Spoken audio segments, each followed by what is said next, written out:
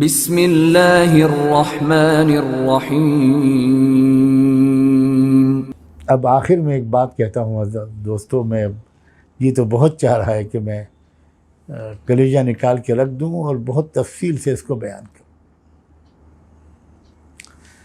ایک موقع اس وقت ہم سب کو ملا ہوا ہے،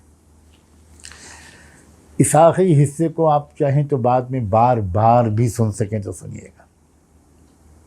ایک موقع ملا ہوا ہے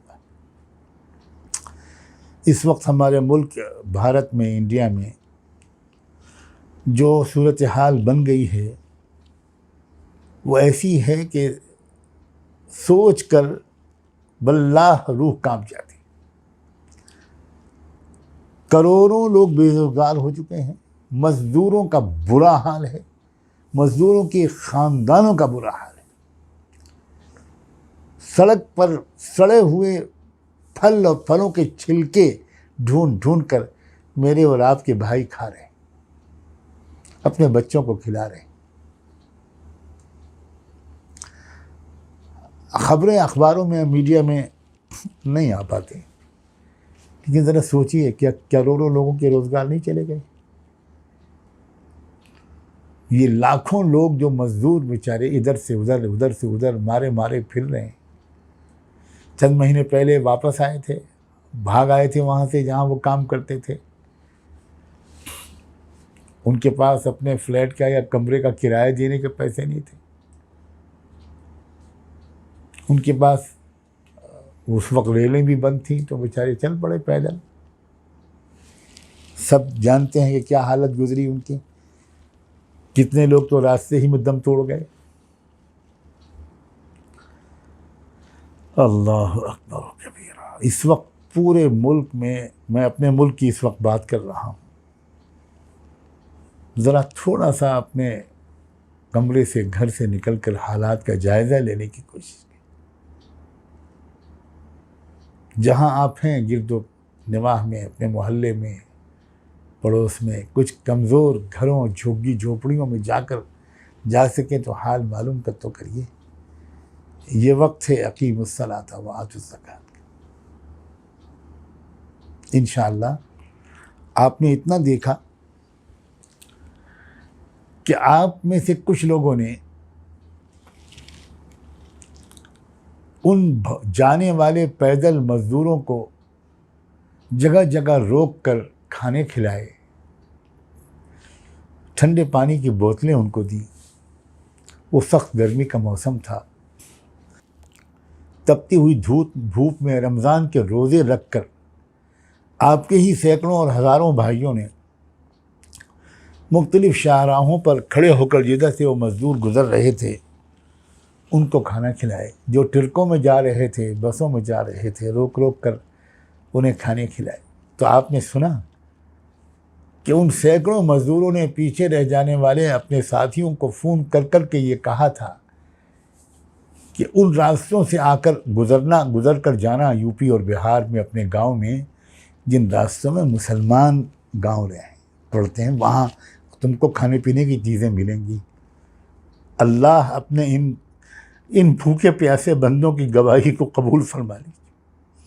اور آپ کے جن بندوں نے، ان بندیوں نے ان دنوں میں خدمت کی تھی، اللہ آپ کو اس رحمت کا، اس نگاہ کرم کا واسطہ، جس نگاہ کرم سے آپ نے اس بندی کو مغفرت کا فیصلہ فرما دیا تھا جس نے کتے کے پلے کو پانی پلایا تھا، اللہ اس کا واسطہ دے کر کہتے ہیں کہ وہ آپ کے سب بندے اور بندیاں جنہوں نے ان پریشان حالوں کو کھانا کھلایا، پانی پلایا، ان کو محبت اور اکرام سے دیکھا، ان کو بھی آپ اسی طرح مغفرت کا فیصلہ فرما دیجیے۔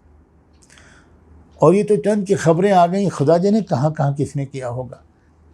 دوستو، مسلمانوں کے جو یہ جذبات خدمت خلق کے ذیل میں آئے تھے، اس نے ہم جیسے فقیروں یا خدمت گزاروں کے حوصلے بڑھا دی، ہمارے دلوں میں امیدوں کا چراغ روشن کر دی۔ نہیں ہے نا امید اقبال اپنی کشت ویراں سے، اس امت سے مایوس ہونے کی کوئی ضرورت نہیں، یہ امت آج بھی دوسری قوموں سے 1000 درجے بہتر ہے۔ اس امت میں ہیرے جواہرات چھپے ہوئے ہیں، اس کی گدڑی میں لال چھپے ہوئے ہیں، لال۔ اے مسلمانوں، اے مسلمان نوجوانوں، اٹھو اٹھو، اور اب ایک کام کرو۔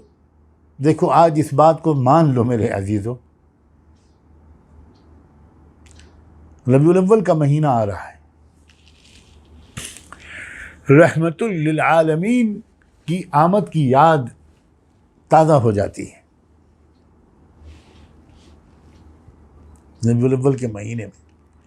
ابھی سے تیاری شروع کرو، اور اپنے اپنے محلے میں، گاؤں میں، ہر جگہ مسجد میں کو بنیاد بنا کر، یا جس طریقے سے بھی ہو، جس پیمانے پر بھی ہو، خدا کے بندو زکوٰۃ اور عطیات کو منظم کر لو، کچھ پیسے جمع کر لو ایمانداری اور دیانتداری کے ساتھ، اور اس کو ان غریبوں پر، ان مزدوروں پر خرچ کرو۔ میں تو کیا عرض کروں،